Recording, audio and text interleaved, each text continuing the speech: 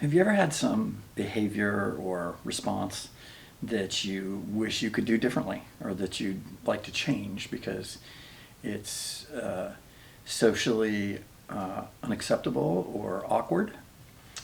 Well, I'm going to tell you about how I shifted one of my patterns using rehearsal and why I think rehearsal is a really powerful way to do this. So stay with me, and after the bump I'll tell you the story, and then I'll tell you why I think it works.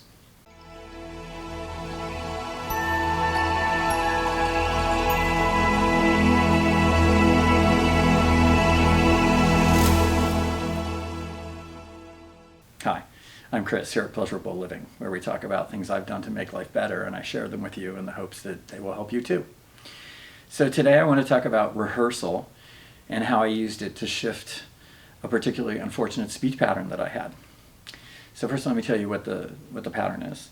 So I had this way of engaging in certain conversations, and some people might call this defensive, and I could see that, where somebody would present some information that was new to me or I was unaware of, and it would contradict a position that I held, or I would need to revise my opinions on, or something like that. And I remember that I had this tendency to say, well, I haven't heard that, or well, I haven't read that, and this wouldn't go over very well. And I started to notice this. This is actually several years ago, that's not going over well. What's going on? And I find that it would be off-putting and it would push people away. And I would try and figure out what was going on. And after a time, I realized this was a speech pattern that I had picked up inadvertently from my mother. My mother speaks like this. And I think I just picked it up, because I started to recognize her voice when I would say it, and remembered times she had said the exact same thing to me. And I found that when thinking about it more carefully, about how it might be affecting other people that I was finding were being turned off or pushed away, I realized that what it really is it's a microaggression that denies the other person's reality. It's a way of denying what they just said and not taking it into consideration.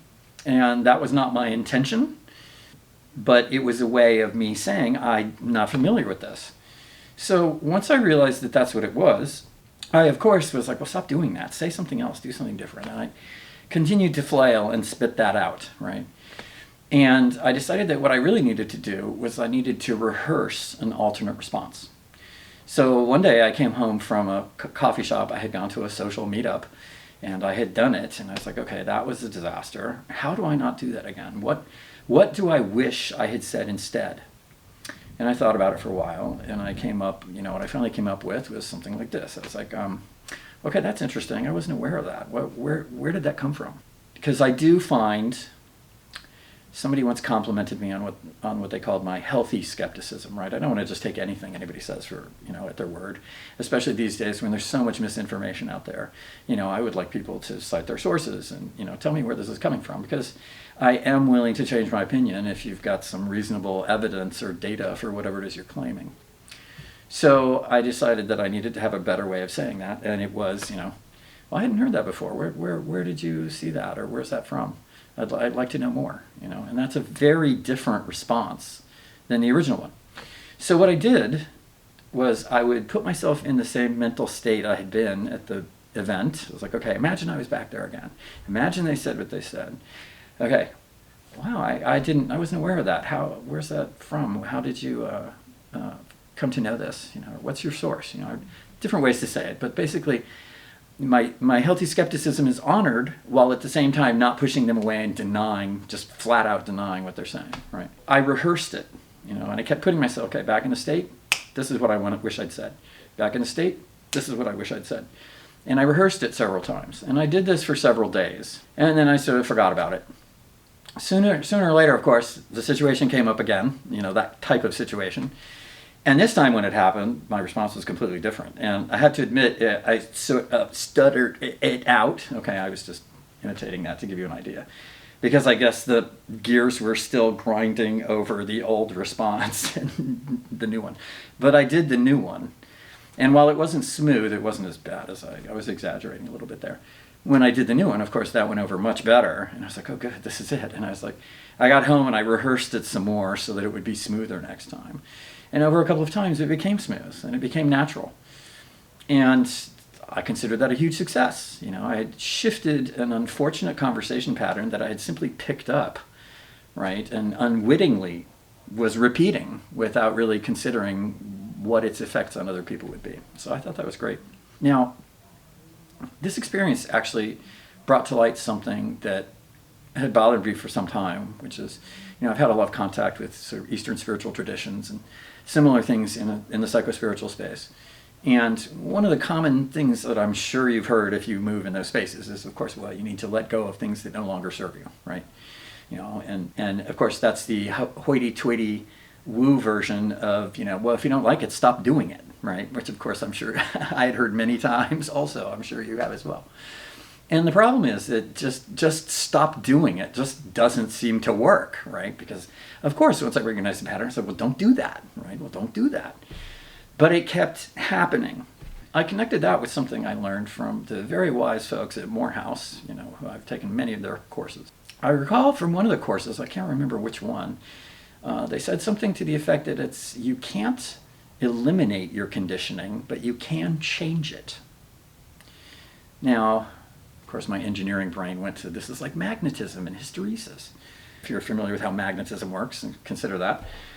But it really struck me that you can't eliminate your conditioning, but you can change it. I thought, well, that's what the function of rehearsal did in this case, was that I think that the notion of just stop doing it, let go of that which is no longer serving you, doesn't entirely work unless you have something to replace the behavior with, right? And I think that was my mistake in the beginning, was that I didn't realize that, if there's something I want to not be doing, I have to replace it with something else. Otherwise, I'll keep falling back to doing the thing I don't want to be doing.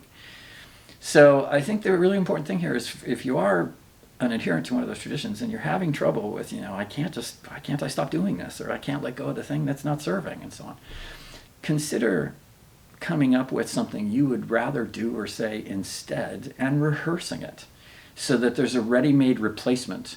The neural pathways are starting to be wired to do the new thing. Because that notion that I can replace it with rehearsal really speaks to it being a matter of behaviorism. It's conditioned response, right? It may sound crazy, but it seems no more complex than a dog salivating in response to hearing a bell. It's just the human mind is more sophisticated, so we can do these fancy pattern matches on situations and then respond to the situation with some template that we've already got, that we've learned from somewhere or picked up. And you can do that. Provide your response template with an alternate response, and I think things will go much better. That was my story for today, how I used rehearsal to overcome, in this case, an unfortunate speech pattern. I've used it for other things as well. Let me know how that works for you. Have you managed to just let go of something, or have you had to do something else? Have you had success with a technique like this or something similar in terms of shifting behaviors or responses that you don't like? Let us know in the comments. So that was what I have for today. Please like and subscribe because it helps out the channel, and I'll see you next time.